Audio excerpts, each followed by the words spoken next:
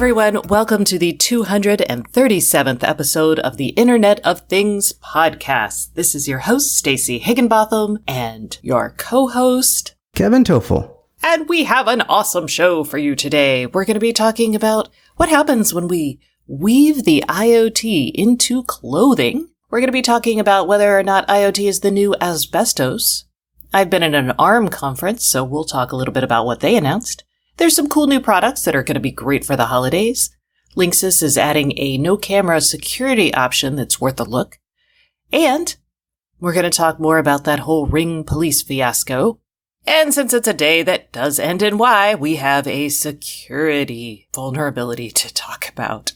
So, all of this and more await you in today's show. Our guest is going to be Kevin Brown, the CEO of Innit. He's actually going to be talking about the future of food and kind of how scary the environment is for people with Amazon and Google and big names from the tech world moving into the food industry. I hope you ask him if he's in it to win it. I did not ask him if he was in it to win it, because that is just, I'm just not up for that level of punning. It's terrible.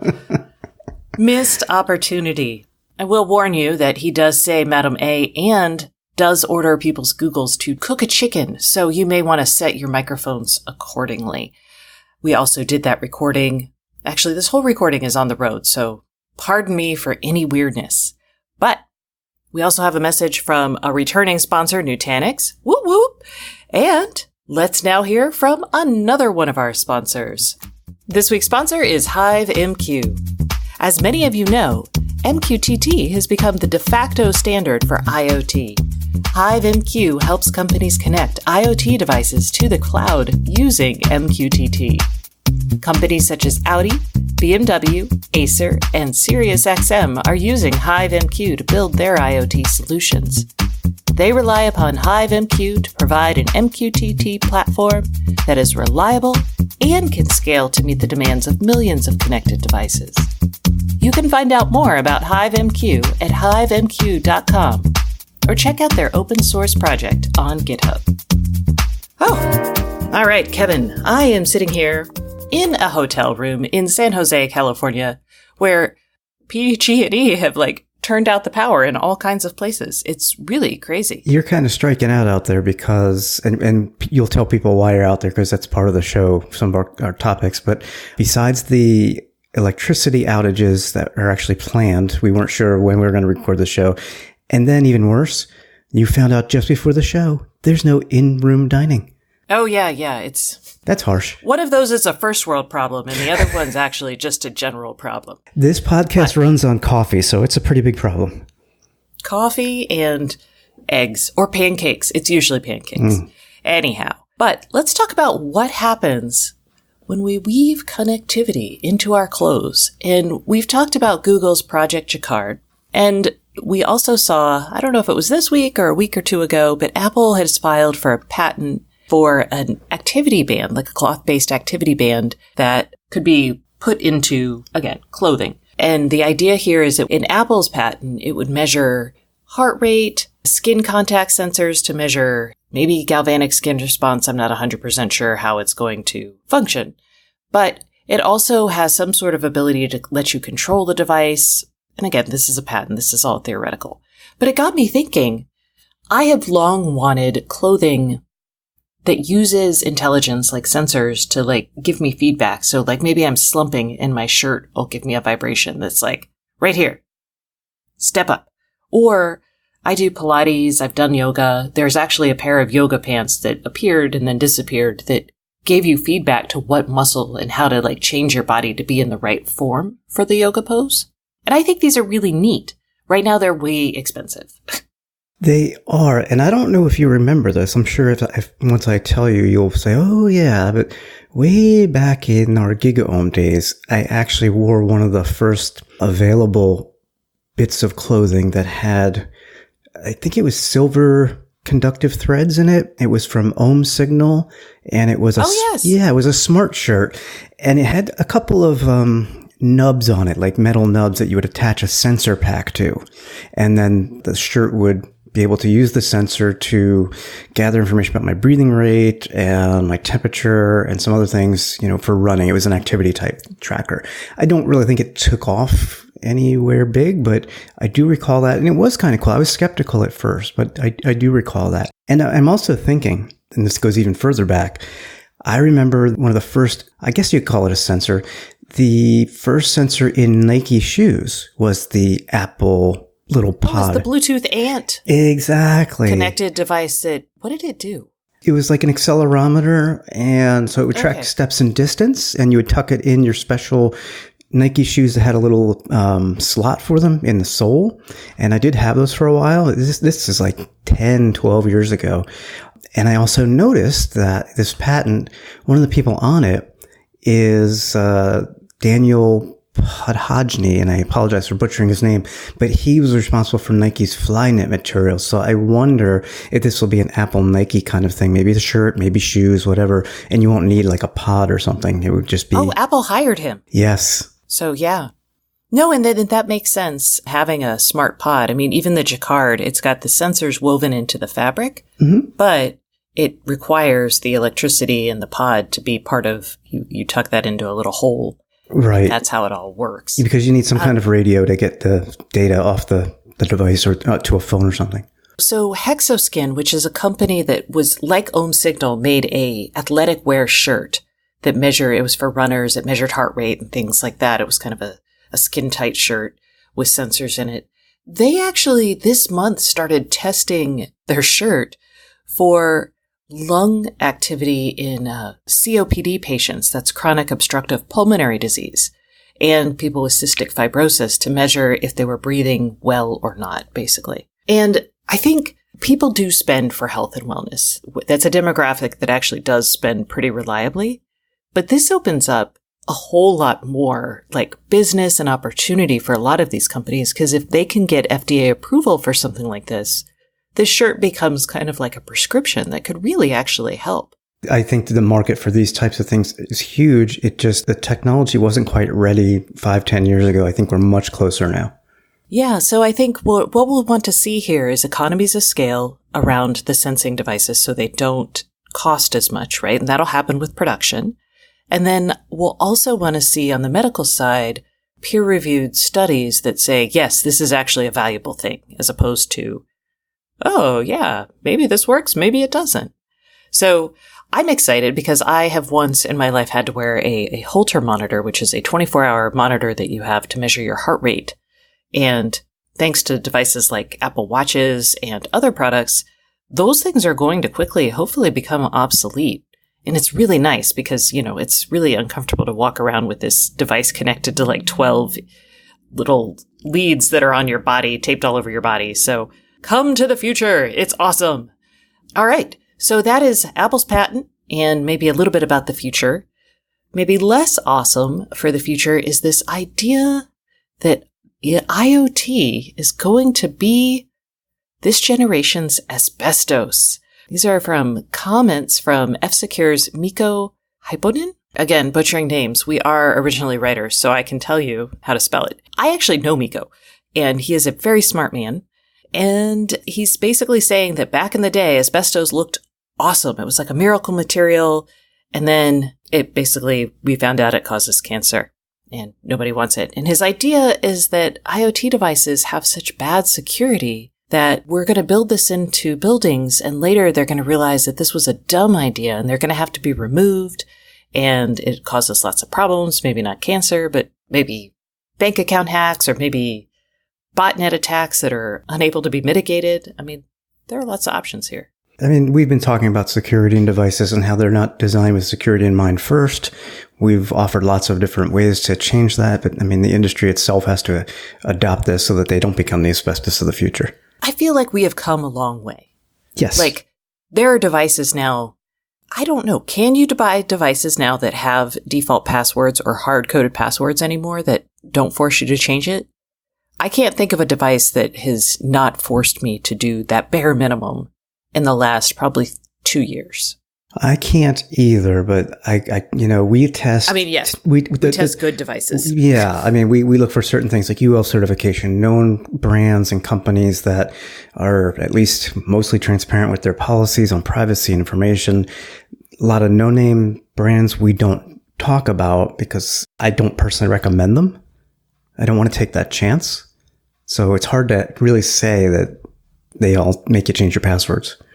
Well, okay. But the issue is there's still all of these old devices out there and nobody is changing them. And that's where it does become kind of, I don't know if asbestos is the best. It's certainly a very headline-worthy comparison. I don't know if it's the best comparison because really what it is we just need to dump those devices. Yeah. Which is sad because that's a lot of electronic waste. And it's not even just devices. F-Secure, and I think we talked about a few shows ago, has seen a resurgence of Telnet protocol usage among IoT devices. And that's, Telnet's been around for a while.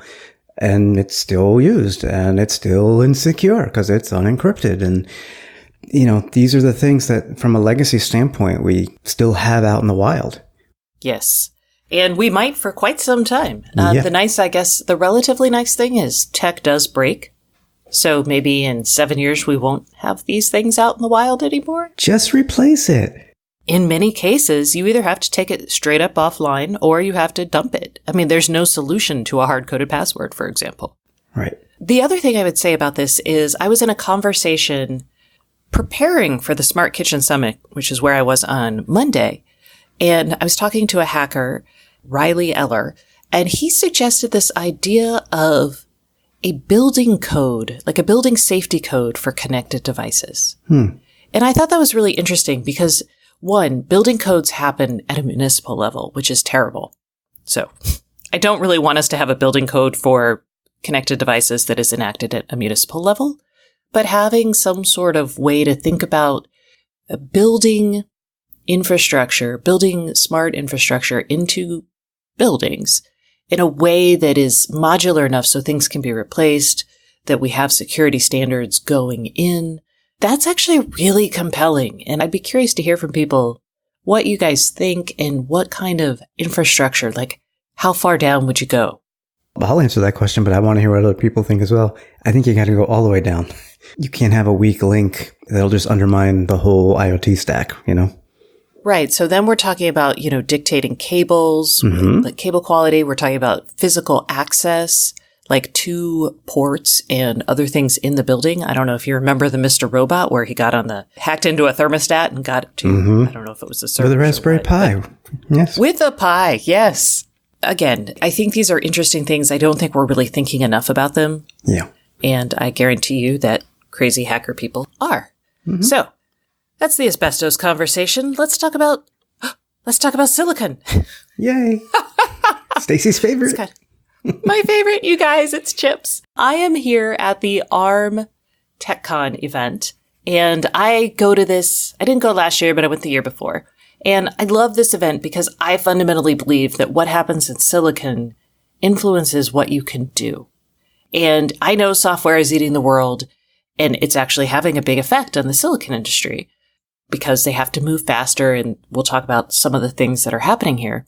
But at ARM, and for those of you guys who are not familiar with ARM, they are a chip licensing company. So they make what's called an instruction set, the ARM instruction set, and they license that out to companies like Qualcomm, Apple, Google, NXP to build processors. Your mobile phone is definitely running an ARM-based processor. Intel had like a itty-bitty moment there and nothing. Even Apple uses ARM architecture designs. They may modify them, but it's all ARM. Yes. So historically, ARM has offered you two types of licenses. You got here's our core, like here is the design, and you just go run it. And then they also offer a more expensive architecture license, and this is what Apple and Qualcomm have. And then they can modify like where things are placed around the chip and optimize certain things like power management and wake cycles and things like that. But in a ginormously huge move for ARM, yesterday, they said that they would open up the instruction set, which is what they do. They're only going to open it up on an M33 processor, so that's microcontrollers. But what this allows companies to do is build custom math into the instruction set. And this means that they could do better wake word detection with lower power consumption. It also means that they could do like optimized radios. There's a lot that they can do here. And ARM is doing this actually with this core for free. And so you guys are like, oh my gosh, Stacy, so nerdy. I know. But this opens up the opportunity for tinkerers, small companies, startups, anybody to really customize and think about what they want their chip to do for whatever product they have in mind without a ton of upfront money. Yes. And actually about 2 months ago, ARM announced a flexible licensing structure for small companies and tinkerers. And basically you get the license for free. You can't produce a lot of chips with it. If you build something awesome that you want to sell to the overall market, you're going to take a license. But before that, you can actually play and tinker, and you could go to town, have fun.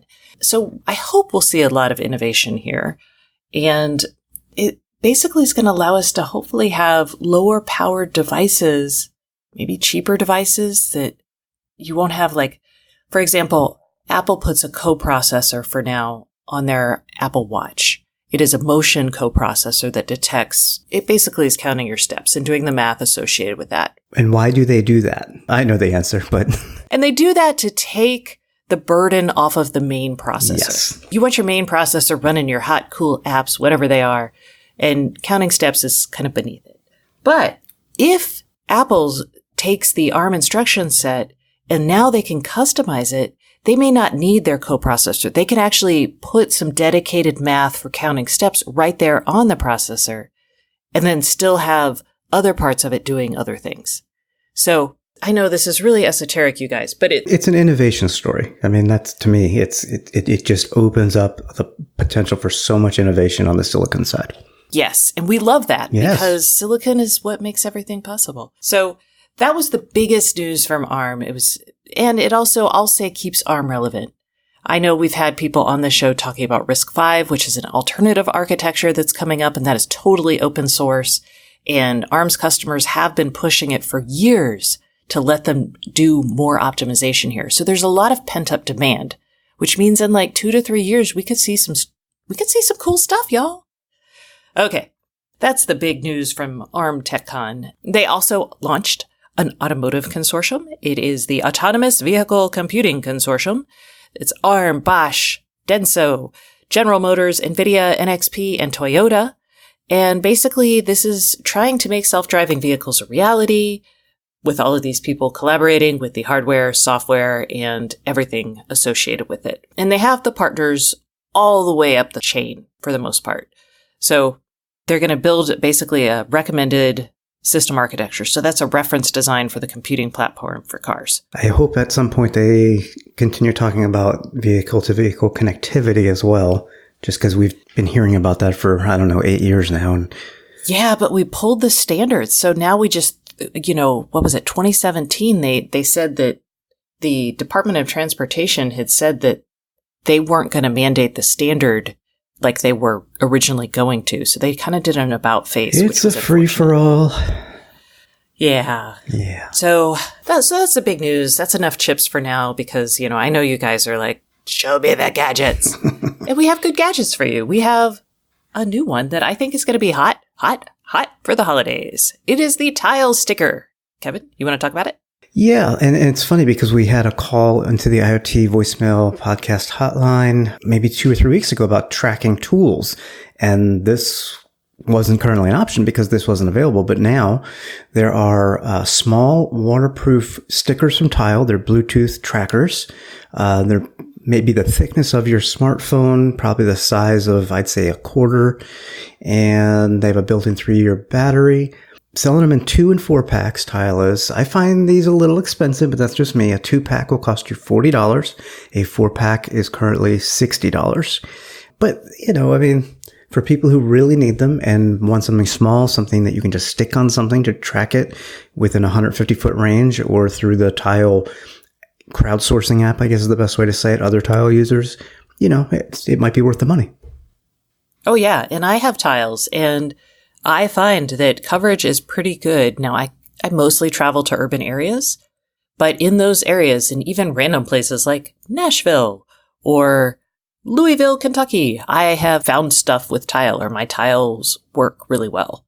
So it's a good option. And to put it in broader context, Tile is probably a little freaked out right now because Apple is possibly launching something at some point. We thought it might happen this year, but so far it hasn't. Some sort of asset tracking device or asset tracking product that would work with people's iPhones. And since it would be built into everyone's iPhones and those are everywhere, then they would kind of have this automatic network effect that could really crush Tile. And I wouldn't put it beyond, and I'm going to make a leap here, I wouldn't put it beyond Amazon to eventually make something, only because last week we saw them basically creating their own sort of IoT network it was with Wi-Fi, not Bluetooth, but Wi-Fi and LoRaWAN? It's called Sidewalk. Yes. It's a protocol that runs on 900 megahertz. It doesn't actually run to Wi-Fi. Gotcha. Again, I could see them getting into this space because they've got trucks all over the place delivering things that could be gathering up information on lost devices. And so many people have Amazon. Oh my gosh. gadgets. And then you could say, Madam A, where is my this? And she would say, Exactly. it was last seen at the corner of 53rd and Madison. It's 4 stops away. Yikes. But awesome. Yep. I don't know. Yep. I have conflicting feelings. You heard it here first, folks. All right. Let's talk about Linksys. This is a go Wi-Fi. Wi-Fi is just getting crazy innovative. Linksys is introducing with their Velops routers something called the Aware service. It uses mesh Wi-Fi to sense motion without using cameras. They will be offering a 90-day trial for the service or a $3 per month subscription, or you can pay $24.99 annually. So what is unclear to me on this is where Linksys has gotten this technology. And I say this because I have written a lot and talked to a company called Cognitive Systems, which does do the math associated with measuring the bounce back from Wi-Fi signals, the reflection of Wi-Fi signals in the home to detect motion. They do it as a security system. They actually made a physical product called Aurora many, many years ago. And then what happened is they did a deal with Qualcomm to license their technology to Qualcomm, and Qualcomm put the technology in their Wi-Fi chips, which a lot of companies use. So Linksys has this first, but if they're using that cognitive Qualcomm solution, this is something that could be rolled out over time to other Wi-Fi routers, as long as they're mesh, as long as you have multiple points in your home. And that the routers are using Qualcomm chips, which most of them do. Yes. So they're pitching this as a privacy thing. And I'm really intrigued by this because I feel like people are not well aware of the idea that this can show you what you're doing. We actually just saw a news story probably this week about being able to detect using Wi-Fi motion tech to know who a person is just by looking at their walk. Again, you have to develop the pattern recognition, the math that will be able to do this, but you can recreate the motions that a person is doing as they disturb these RF fields, basically. Right. And to be clear, this product, I don't think does that. It's just something. No. Yeah. It's just like motion. It's like, hey, someone's Someone in blocked your the house. signal by enough that there's somebody there or something's moving. Yes. They can get pretty fine grained. So I get why people are like, oh, it's not a camera. That's good. There are no naked pictures of me running around my house. I like it. But there could be pictures of you, tripping and falling or kicking the dog. I mean. Right. No. There's lots of potential pitfalls there. And speaking of privacy, let's get an update on what's happening with the whole Ring drama with Ring and police stations. This is the story that just won't die. I'm telling you, and in a way, I think that's good. Essentially, a group of people around the country, and by people, I mean organizations such as Fight for the Future, Media Justice, Media Mobilizing Project, etc. A whole bunch of groups that are concerned about privacy here with the police getting access to your Ring cameras and so on, basically have an open letter to Amazon and to elected officials saying, please, elected officials, stop this from happening. Do not let this go on. And we've talked about this so many times, just because every week it seems like there's an update on somebody is adapting it, somebody is not happy with it. Yeah, it'll be interesting to see if there's any regulatory process that comes into play here. And honestly, my biggest concern is that police departments are acting as a marketing arm for Ring. Mm-hmm. Yeah. And the data that can be accessed, it's not clear if a consumer can really say no to the police. And then the data stays there forever. Right. You've lost all rights to control it at that point. In this era of ICE roundups, I would feel really horrified if my actions here hurt my neighbors. Mm-hmm. Well, it's not even just your neighbors. It could be people that you don't even know that are just wandering through your neighborhood. And in this letter, they mention, and this is worth going back over, Ring filed 2 patents in November of 2018. And I'm quoting here, that describe technology with the ability to identify, quote unquote, suspicious people and to create a, quote, database of suspicious persons. Ooh, no. Yeah, I mean, that's the problem, Suspicious in neighborhoods is often, it's code for black. Yeah, sadly it is. And that's no good. No. Okay, let's talk about, a security vulnerability. Surprise, everyone! This is on another home router. It's actually on 4 home routers, all made by D-Link. Now, I'm going to mention the models, even though these are pretty much end of life and really aren't sold directly by D-Link nor supported. However, you can still purchase them as new from third-party sellers. So I'm just going to mention that as well as the models in case you have one, because basically there is a critical unauthenticated command injection vulnerability in these routers so that somebody could remotely take over your router and then execute code in your home network. So these are the DIR655, DIR866L, DIR652, and DHP1565. If you have one of those, I would say get rid of it. Yeah, these are the worst kind of attacks. Yeah. This is not like, hey, some guy with a USB stick running some malware can sneak into your house and plug this in.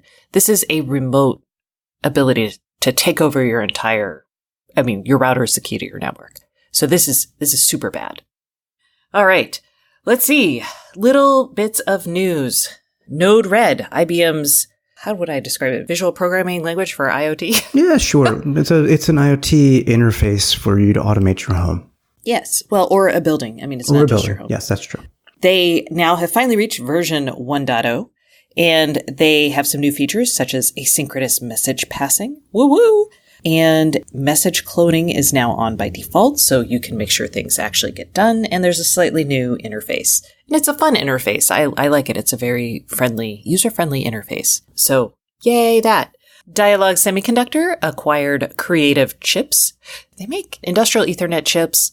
So this is basically a deal to put in very, very deep components into the industrial IoT. It's part of the overarching consolidation in the chip industry.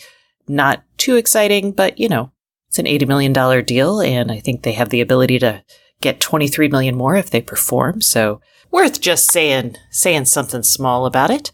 And we've got Google. Google's got a new skill or something. What do they call it? Or something. It's a feature. A talent. A talent. Feature.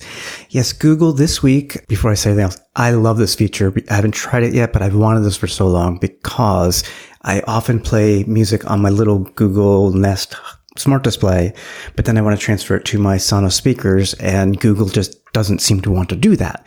So what they have introduced, and it's rolling out now, is called Stream Transfer, so that you can move music, videos, podcasts, and more between any Google Home compatible devices. So if you're playing music as I do on my little speaker and you want to move it to something else, you just say, hey G, move the music to this speaker, and it will do that.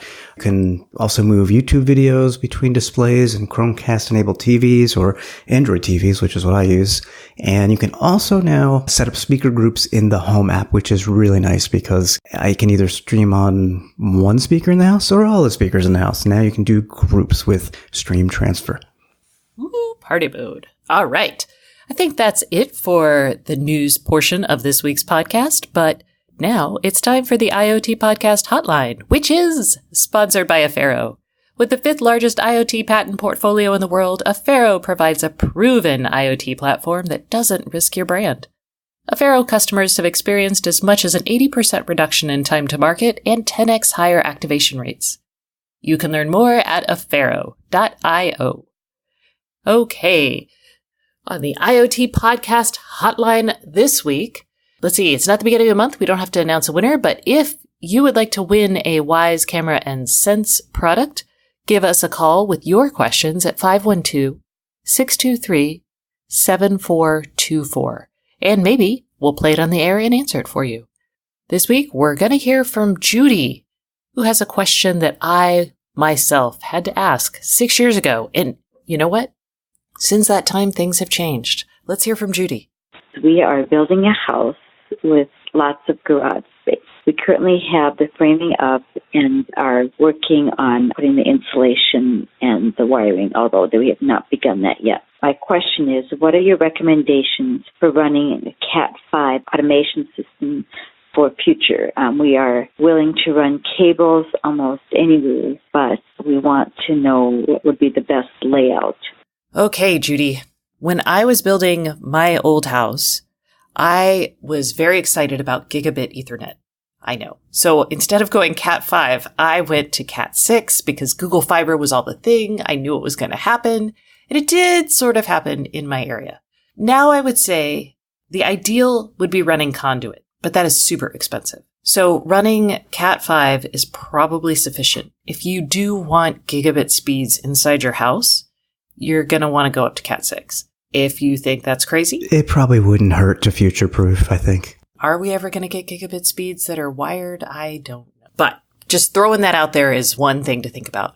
The other thing I did, and I absolutely do not regret it, is I built a LAN network in my house, and every single room had an Ethernet jack.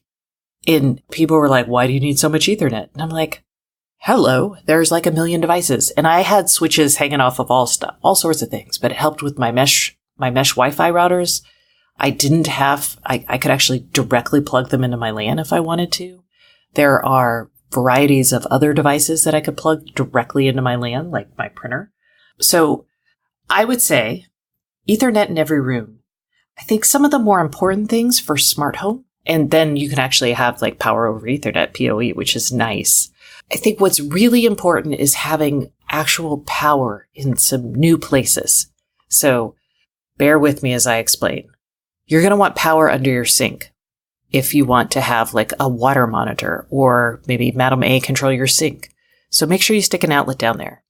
I would also say you want to stick an outlet if you've got like blinds and shades. A lot of them are battery powered, but if you have big windows, they're going to need power. So stick low voltage up there. I stuck Ethernet actually everywhere there was going to be a TV. I knew where that was going to be, and I had that there. But I also stuck it in like the bathroom. And the reason why was because there are like connected devices like showers, there's connected toilets if you want to go that route. So I would say make sure that there's both power and connectivity in those areas if you want that. Oh, and you mentioned your garage. I absolutely brought Ethernet all the way down to the garage. I actually had a Eero beacon plugged down there because my car required Wi-Fi updates. Mm-hmm. And we would work out sometimes in the garage, and I wanted my Sonos to work down there. Yeah, I was going to say, I do not have wired Ethernet because I bought a 20-year-old townhouse and we moved. I wish we had wired Ethernet, but we rely heavily on mesh networking, and we rely on it in places that I never thought I would, such as the garage, for the same reason you just mentioned, car updates, Sirius XM radio updates. And some of these can use the connection on your phone, but it's nice to just have auto updates happen when you're at the garage without a phone, working out, watching TV on a smart display in my garage. I've done that. I have a Google Home in the garage. I have a camera there.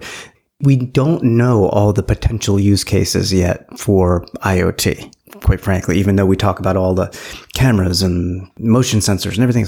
I would go hog wild with connectivity if I could, because we just don't know. You can't plan ahead too much knowing what's going to be needed. So might as well get the connectivity everywhere.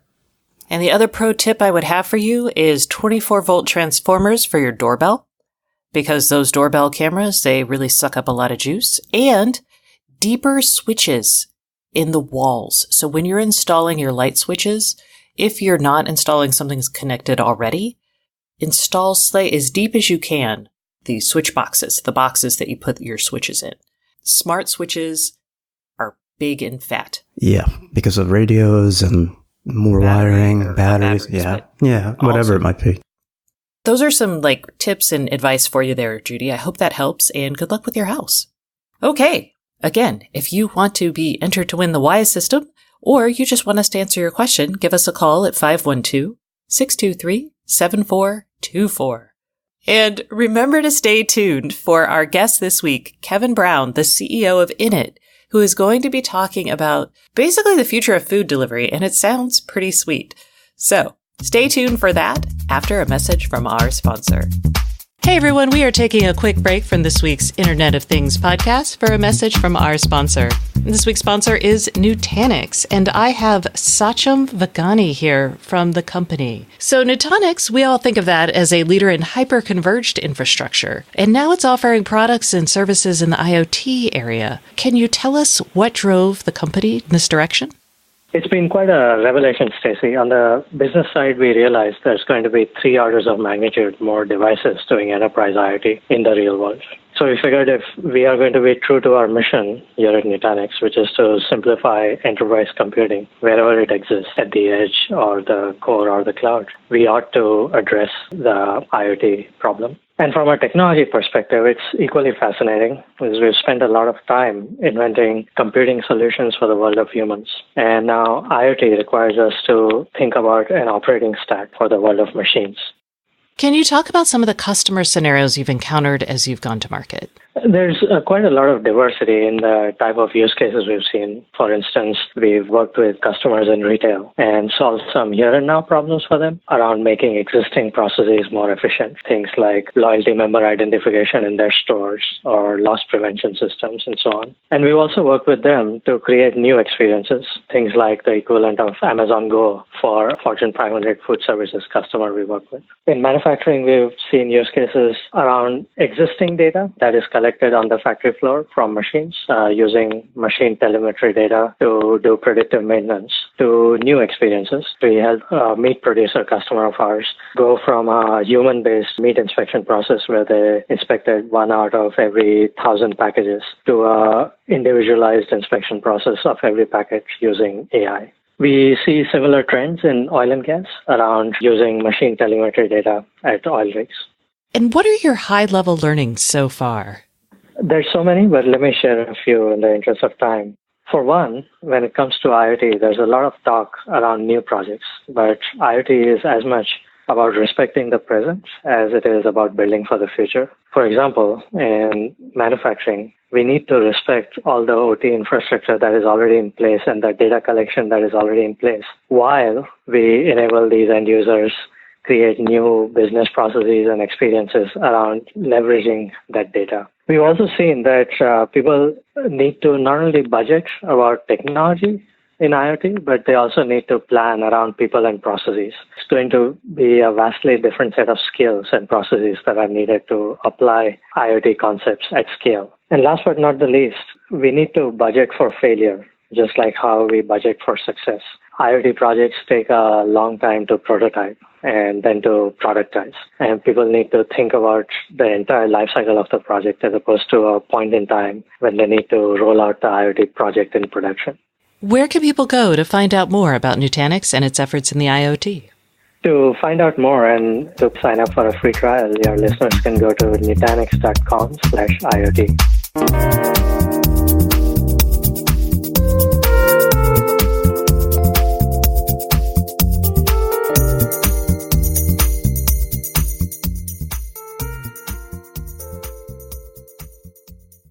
Hey everyone, welcome back to the Internet of Things podcast. This is your host, Stacey Higginbotham, and today's guest is Kevin Brown, the CEO and co-founder of Innit. Hi, Kevin. How are you? Doing great. Great to be here. Man, I am super excited. We are here at the Smart Kitchen Summit, and as you guys may have guessed, Innit is a company that is involved in the smart kitchen. Tell us what you do.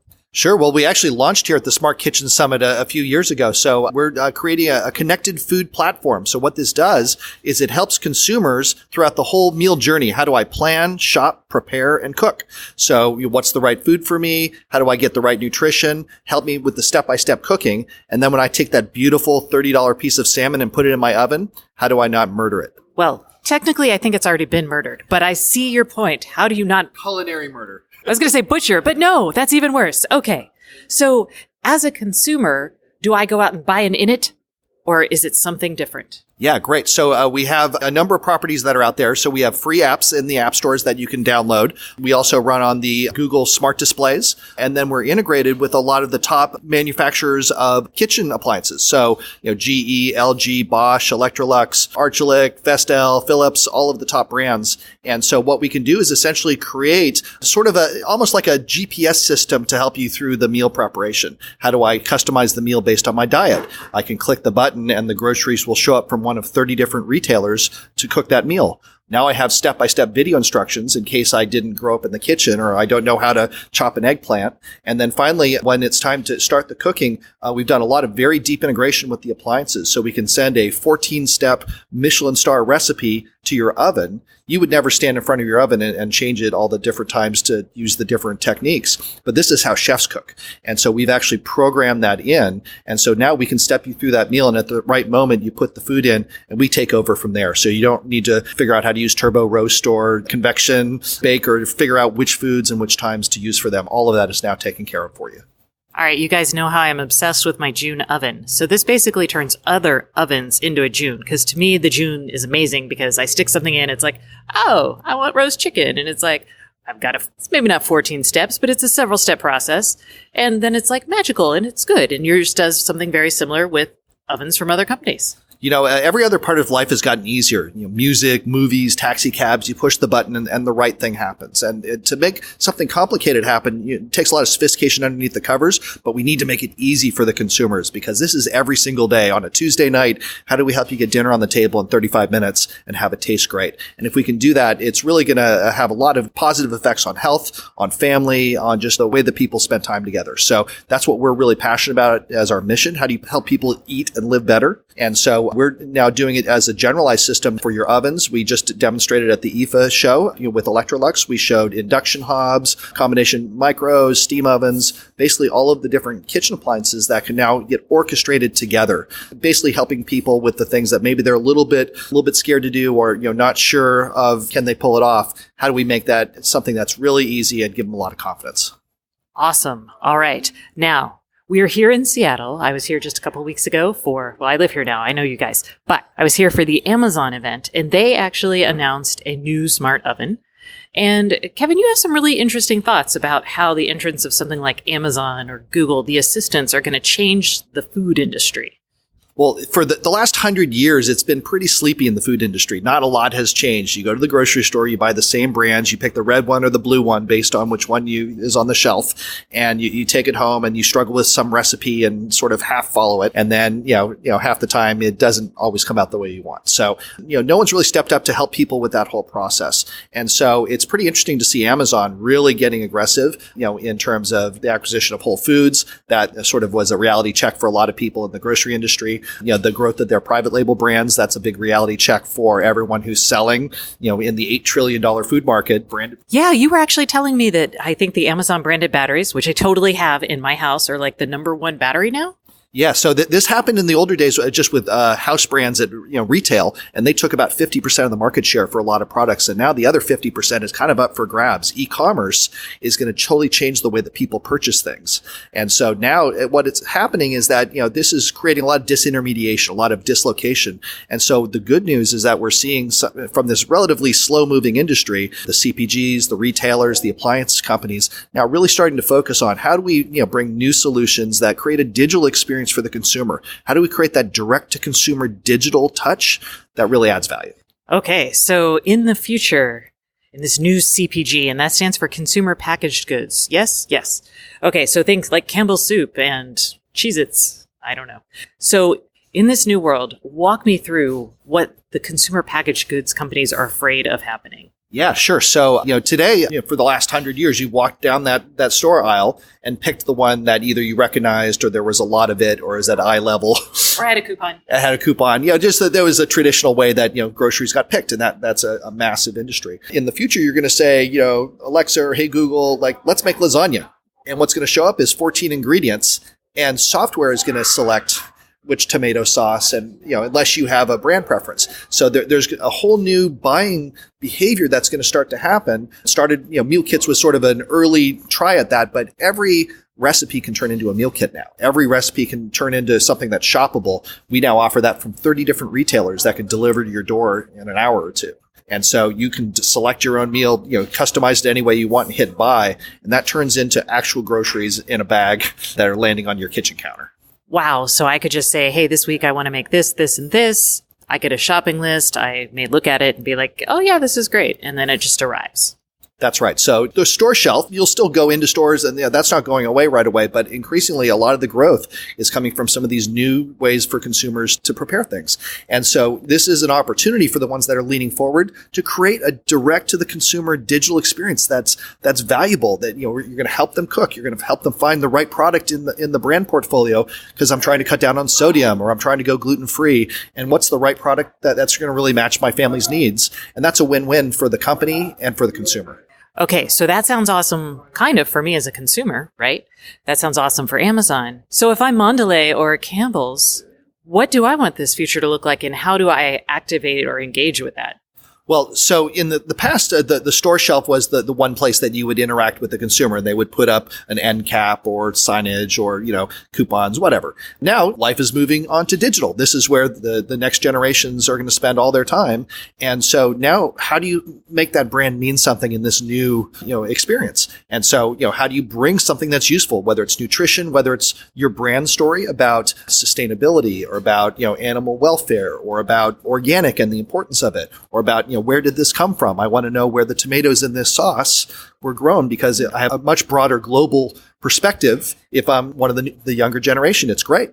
And so now all of that is an opportunity to tell that brand story and make it mean something. Okay. And you guys actually just did a partnership with Google where I can scan something with my Google Home device with the screen and it knows what I've got.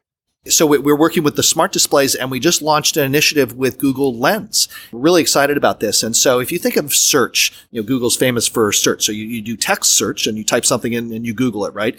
Next came voice search. Hey, Google, do this, do that. The next one that's coming right now, it's a big launch this year, is visual search. So whatever you see is a search. And so Google Lens is what this is called. And it's getting integrated into many, many different places across, eventually billions of phones.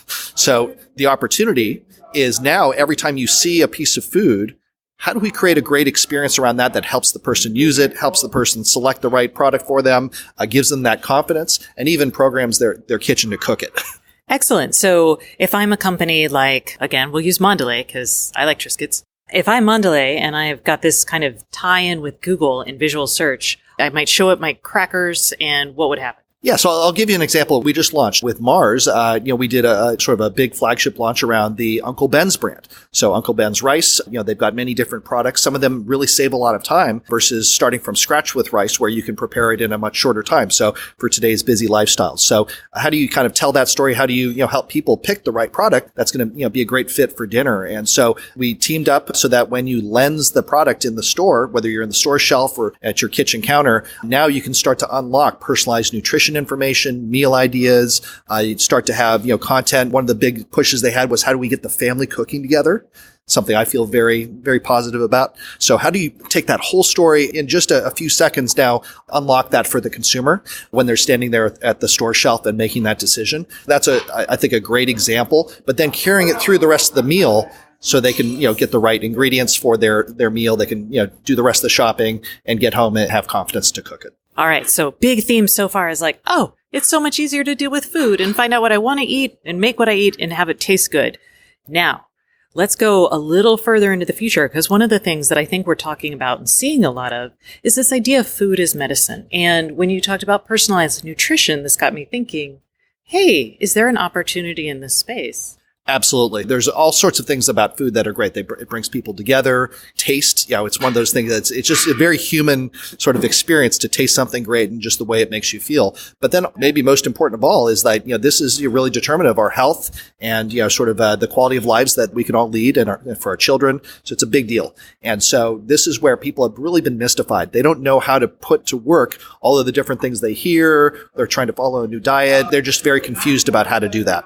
And so now if we can, net that out for them and give them some indications about how good of a fit is this food or that food for me, or make a meal recommendation based on my profile that's going to fit me. If my daughter's going pescatarian and I'm trying to go low carb and there's a whole set of these inputs, how do I essentially tell a couple of things to the system and now have recommendations that I don't have to go through and search thousands of things? Got it. Although sometimes that's fun. I do love perusing recipes on a Sunday morning at Wednesday afternoon when I'm trying to figure out what to feed my family. That is not the time. It's funny, but people ask, well, are there different kinds of cooks? And I say, well, it depends on what day. Because on Sunday, I'm all about that, sort of fun, longer project. But Tuesday night, forget it. It's always Tuesday night, too. When's pizza night in your house? That'd be Friday. All right. And let's think really broadly about appliance companies, because that's historically who you've worked with. How is this landscape changing for them? Because they're working with Amazon. You're seeing them work with startups like yourself. And you're also seeing them work some with the food companies around things like microwaves, where I can scan my UPC code into the microwave and it just automatically knows the instructions. So what's their role in all of this? So what they're realizing is that, for 100 years that they were making essentially, hardware value and, they would deliver a box into your home that gets hot or it gets cold, or it cooks food, right? That's great. A lot of quality, a lot of cooking technologies there. But what they're realizing, just think of the automobile. Now there's many layers of software and services that are now around that. Think of your, exercise bike. Now it's a Peloton and it's got a whole subscription around it. Everything is now getting these connected services to get the most out of the product. And so what the kitchen manufacturers are realizing is that the kitchen without food is not that useful. So you have to think about that whole journey the consumer has to go through. So this is really more, customer-centric, consumer-centric thinking about how do we design systems and experiences that actually help them, get more value out of the product. So we laugh with our partners because it's like they're selling a Ferrari to the consumer with all of the features and bells and whistles, but the consumer's just driving around in first gear. They have no clue when to use turbo roast or when to use this new steam feature and how to pair that with the food and how long to cook it. So all of that complexity, we're collapsing down into, hey, Google, cook my chicken. I'm very sorry for anyone whose Google's just tried to cook a chicken. So with that in mind, why would a company partner? What is your role compared to just handing all that intelligence to Amazon or Google? We're a platform company, so we have our own branded apps, but we also power our partners too. So we can accomplish it various different ways. Think of like Spotify. You can listen to Spotify by itself, or it'll come into my Sonos system and I can access the songs that way. And so we want to be flexible about how do we deliver the right experience. So when you're in the store shelf, that's where Google Lens is a really great option to be able to quickly take a look at the products there. We're delivering our technology in multiple different ways to partners. And what we really want to do is to have a seamless thread that goes through it from the time you're deciding what's for dinner all the way to preparing it. Today, that's very disjoint. You have to open up 6 different apps to do it. So we really want to make that a lot more fluid. Awesome. All right. Well, Kevin, thank you so much for coming on the show and maybe for making dinner easier for people. Well, that's what we want to do. And we should all cook together soon. It'd be fun. That's it for this week. Thanks so much for listening. And remember, if you'd like more IoT news, sign up for my newsletter at stacyoniot.com. We'll see you next week.